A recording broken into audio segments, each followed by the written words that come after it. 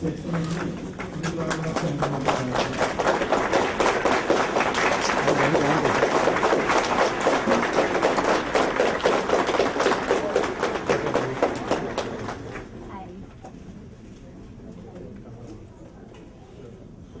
Thank you. Please be seated.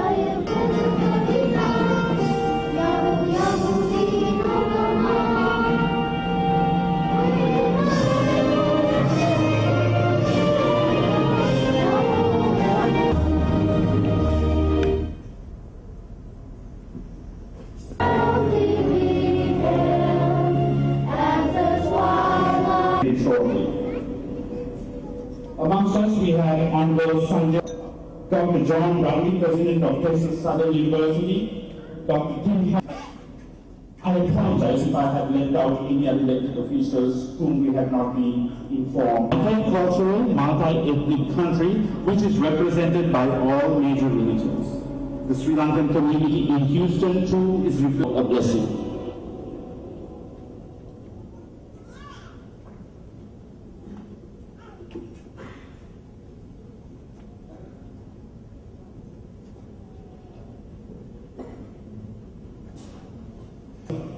Honorable Sheila Jackson-Lee, other distinguished guests, ladies and gentlemen. On behalf of the Sri Lankan Committee for the Presidency of Motherland, Sri Lanka's greatest leader, President Mahinda Rajapaksa.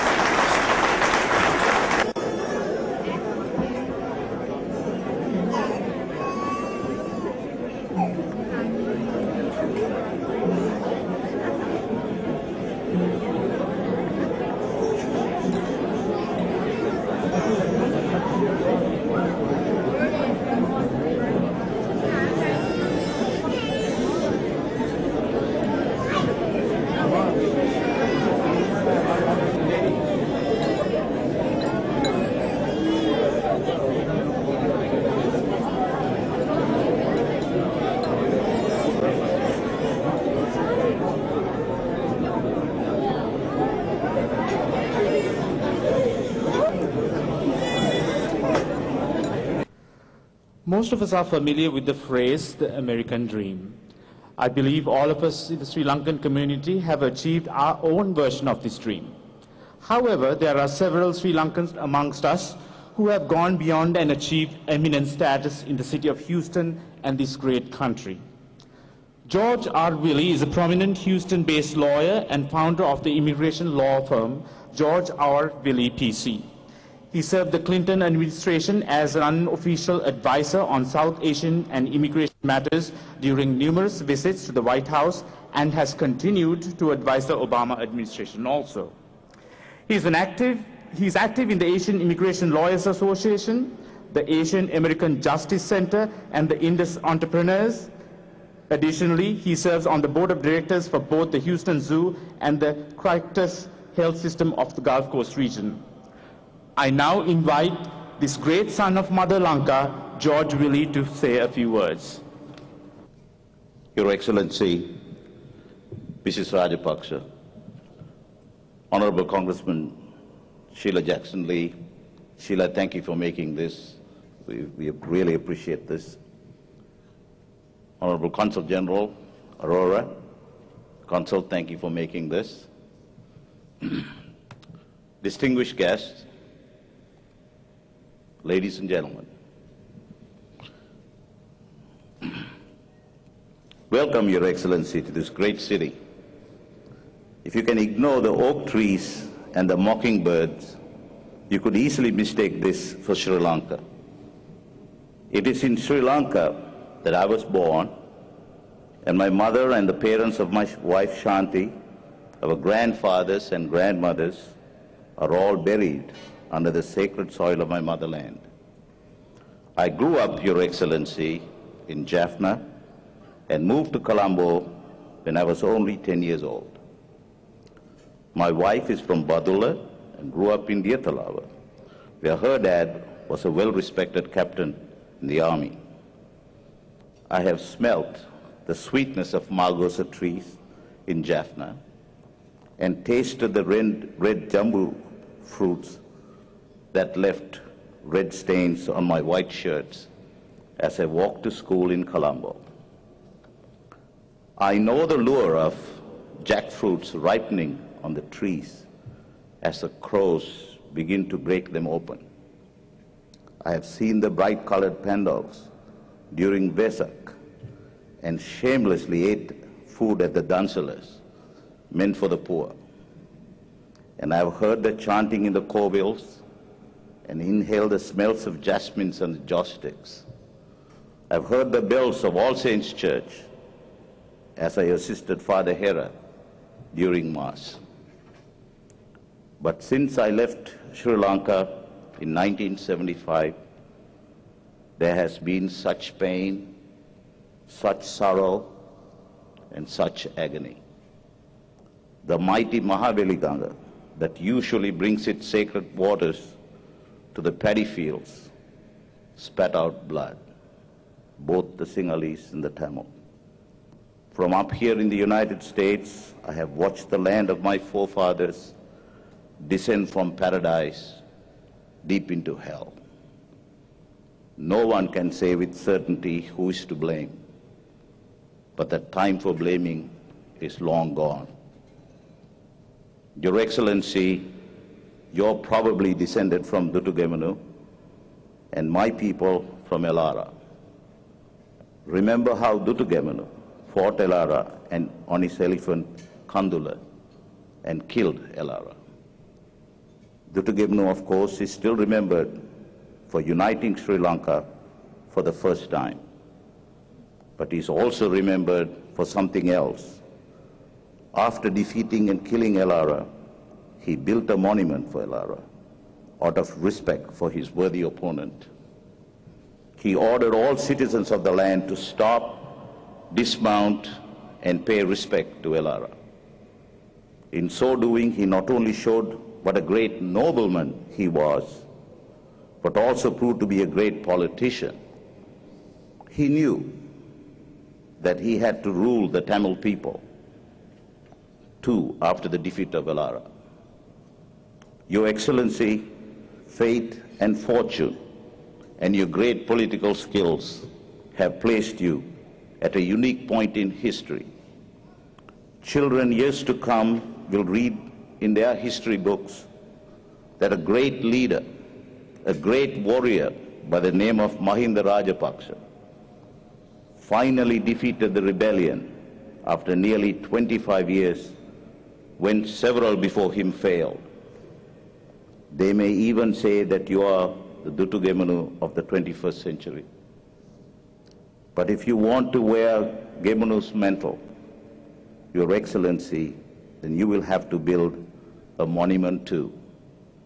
That monument does not have to be a Dagaba or a building. It will have to be new policy, backed by law with teeth to enforce. Do not make the mistake that sparked the 58 riots. Do not hold back Tamil youth who want to get into universities. Do not make the Tamils feel like they are second-class citizens. Respect their religions and respect their language. There is something about the Tamil people you need to know, Your Excellency. To them, their language is God. There are only few cultures in the world which have such devotion to their language. You were trained as a lawyer, and in your early career, you were a formidable defender of human rights.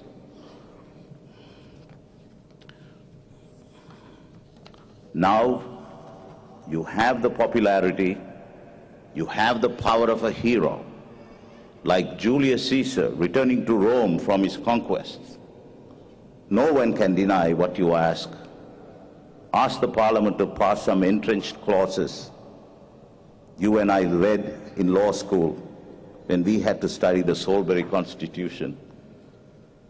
If you need my help, I will give it free, like many in this audience would. The Tamil people are naked and hungry, looking for you to assure them that there is a place for them. Make sure they have one. You killed one Prabhakaran, but do not let another grow. You cannot prevent another one with swords and guns. You can only do that with your heart and wisdom.